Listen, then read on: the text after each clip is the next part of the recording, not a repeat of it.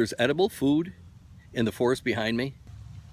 We all need to get educated on how to feed ourselves with what's available in our region. In this case, I'm making a video regarding free superfoods.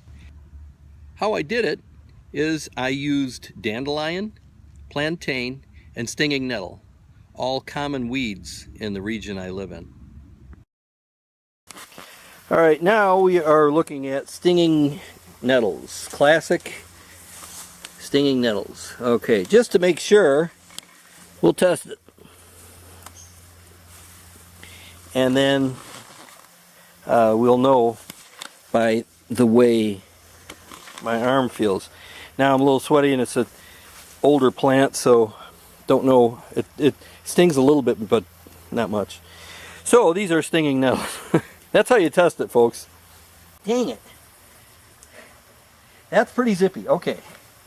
Also, folks, as we're working around in here, and here's another one. Nice little plant here. We'll strip it. Yeah. That hurts. Okay, so I'm standing in the midst of all these stinging nettles. Now I'm getting stung. But I want to also point out, this is poison oak. You don't want to touch that. Otherwise you'll have a reaction to it. And in emergency, nobody needs that kind of trouble.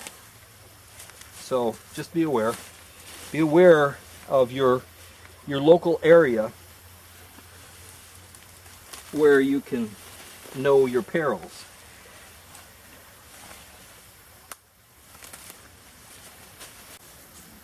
Just so you know, here's the legal disclaimer. Wear gloves. That way it doesn't hurt. I'm picking a stalk from there, and then I'm going to strip it. There it is. Get rid of the stalk. We're looking at 2 bags. One bag is of stinging nettles, and the other bag, about the same size, is of dandelions that we picked. We had another bag of plantain that has already been dried, and it's in our old rice bucket. And we've crunched it down, and we will continue to do so once we get it all in there, and we'll crush it all down, and then we will run it through a blender and just turn it into powder. And we'll show you that in a little bit. What we're going to do is we've got the colander set up, and we're just going to rinse them off, wash the herbs well. And one thing I want to encourage everybody to do is really understand what these things look like. You don't want to go picking the wrong thing. So do your homework and make sure you understand what a dandelion looks like and what a stinging nettle looks like and what the plantain looks like. They're pretty common, they're everywhere, but understand exactly what they look like because you don't want to pick the wrong plant. Okay, go ahead. There you go. Like giving it a shower. We are now dehydrating right now, and this is just a bigger dehydrator. It's got, let's see, 5 and then 4 more inside shelves, and I'm only running 4 because of the fluffiness of the leaves. They're coming down now, they're getting drier. That's how it looks. It's just a simple unit that's got 9 shelves in it if you got really thin stuff to dehydrate. Runs on a timer, and then we run it for about 12 hours, and then it's dry, and we put it in the bucket. I crunch it up. Well, we're to the point now where we've picked our dandelion, plantain, and stinging nettle, and now we're going to, well, we have already dehydrated it, and then we put it all in this bucket. And now you can see it here. Now what I'm going to do, it's real crunchy. So now what I'm going to do is I'm going to crunch it down. And then after that, I'm going to grind it to a fine powder, and then there we have our superfood.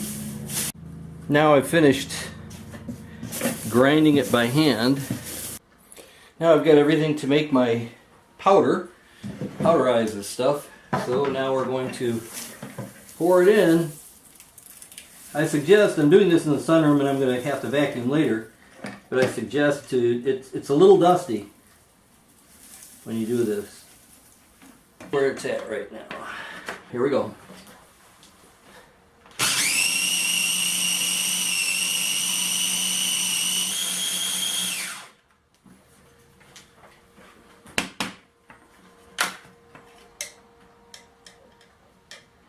There you go.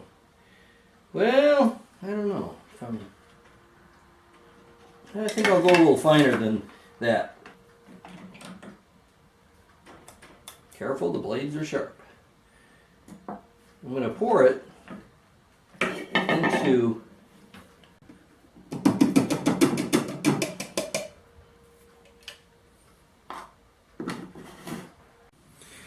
the chopper and grinder got it to this consistency, which that's not good enough. You want a fine powder like that. You see that? That's a really fine powder. The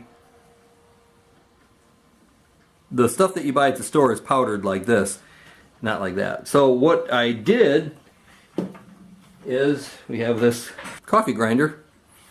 So this is what this looks like. I always like to see what it looks like. Real simple. Well, now we've gotten that.